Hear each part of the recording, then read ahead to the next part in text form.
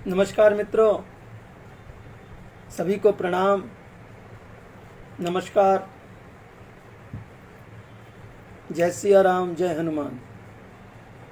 मित्रों, कल हमारे साहित्य जगत में एक बहुत बड़ी क्षति हुई कि शिवपुरी मध्य प्रदेश से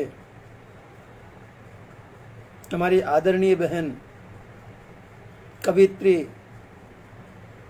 कमलेश सक्सेना जी सहज हमें छोड़ करके इस संसार से विदा ले गई। हम साहित्यकारों के लिए बहुत बड़ी क्षति है और उनका जो सरनेम था सहज, वो वास्तव में सहज ही थी। मुझ पर उनका इतना स्नेह था कि जब उनका मन करता मुझे फ़ोन करके कह देती कि भैया आज आप पटल पर आ जाओ और अपने श्रृंगार की रचनाएं सुनाओ।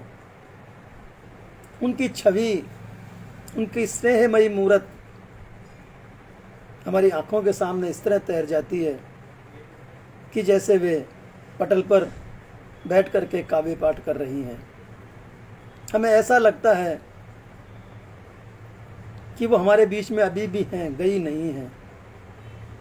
और वैसे भी मित्रों, साहित्यकार तो मरता भी नहीं है। साहित्यकार कभी स्वर्गवासी नहीं होता है, वो अमर होता है। तो हमारी दीदी हमें छोड़कर इस जगत से भले ही चली गई हो, लेकिन उनकी यादें, उनके शब्द, उनकी रचनाएं हमारे बीच में अमर होकर के हमेशा तैरती रहेंगी। मित्रों, इस पार्थिव शरीर का कोई भरोसा नहीं है। ये कब हमारी आत्मा इसमें से कब निकल जाए, कोई भरोसा नहीं। कब हम इस दुनिया से मुंह मोड़ लें। दीदी के लिए भी कोई नहीं कह सकता था कि वे 8-10 दिन में ही हमें छोड़ करके चली जाएंगी। जब भी याद आती है हृदय रो उठता है। तो मित्रों, हमें भी ऐसे काम करने चाहिए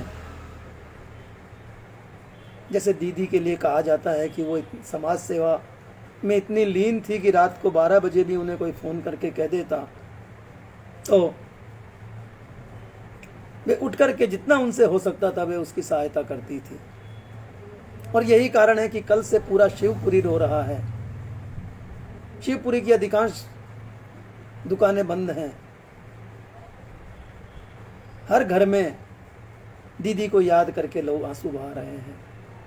ये उनकी सहजता ही है, उनका सेवा भाव ही है। और हमें भी मित्रों इसी तरह से सेवा भाव में रह करके अपनी ये लोक को और परलोक को दोनों को सुधारना चाहिए। कहते हैं कि कबीरा जब पैदा हुआ,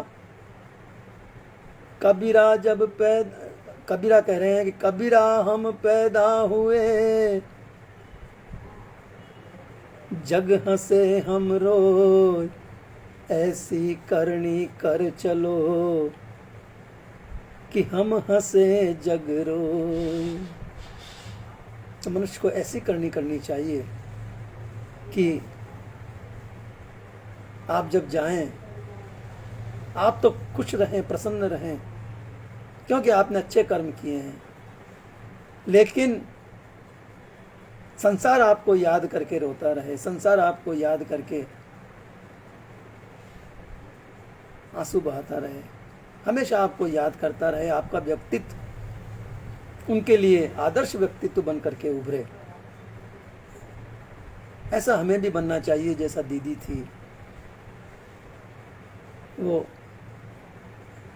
उनका व्यक्तित्व जैसा था आप सबके सामने है।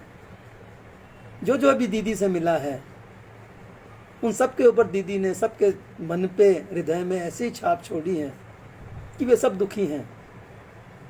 आज मैंने मेरे पटल पर श्रद्धांजलि सभा बुलाई थी और उसमें जितने भी साहित्यकार आए थे वे सबकी आंखों में आंसू था, सबका हृदय रो रहा था। और वे ऐसी ऐसी रचनाएं बना करके लाए थे कि हम लोग भी जो सुनने वाले थे उन सबके भी आंसू आने लगे। दीदी का व्यक्तित्व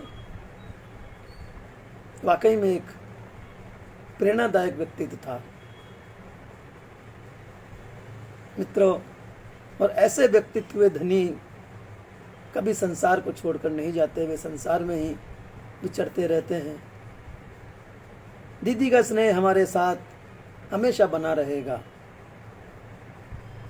हम दीदी को याद करते हैं, दीदी को श्रद्धांजलि देते हैं, ईश्वर से प्रार्थना करते हैं कि वो दीदी को अपने चरणों में स्थान दें और उनके परिवार को इस हृदय विदारक क्षति को सहने की शक्ति प्रदान करें, शिवपुरी के लोगों को शक्ति प्रदान करें। और भगवान ऐसा किसी के साथ नहीं करे कि इस उम्र में, जबकि क्यों इस उम्र तक मनुष्य संघर्ष करता है और इस उम्र के बाद ही मनुष्य अपने लिए जीता है। इस उम्र से पहले तो वो परिवार के लिए जीता है, और जब दीदी का अपने लिए जीने का समय आया तो प्रभु ने उसे अपने पास बुला लिया, उनको अपने चरणों में बुला लिया। ठीक है, सबको जाना है, संसार में कोई भी अमर होकर के नहीं आया है। ये भौतिक शरीर है, इसे एक दिन मिटना ही है, पंचतत्व में मिलना ही है। लेकिन इस तरह से सहज होकर के असहज करके चले जाना विडंबना है, हमारे भाग्य की विडंबना है। एकाएक विश्वास नहीं हुआ जब हमने पढ़ा कि दीदी हमें छोड़ गई। हमने बसंत श्रीवास्तव जी को फोन करके कन्फर्म किया, तब थोड़ा विश्वास हुआ, लेकिन फिर भी मन ये मानने को तैयार नहीं था कि कमलेश दीदी हमें छोड़कर चली गई। पर सत्य तो सत्य ही होता है, उसे मानना ही पड़ता है। अभी नहीं, कुछ दिन बाद मानो, थोड़ी देर बाद मानो, लेकिन मानना ही पड़ता है। और यही सत्यता है। मैं फिर ईश्वर से प्रार्थना करूंगा कि वे दीदी को अपने चरणों में स्थान दें और उनके परिवार को, उनके मित्रों को, सबको इस दुख को सहने की शक्ति प्रदान करें। नमस्कार, प्रणाम सभी को, राम राम, जय हनुमान।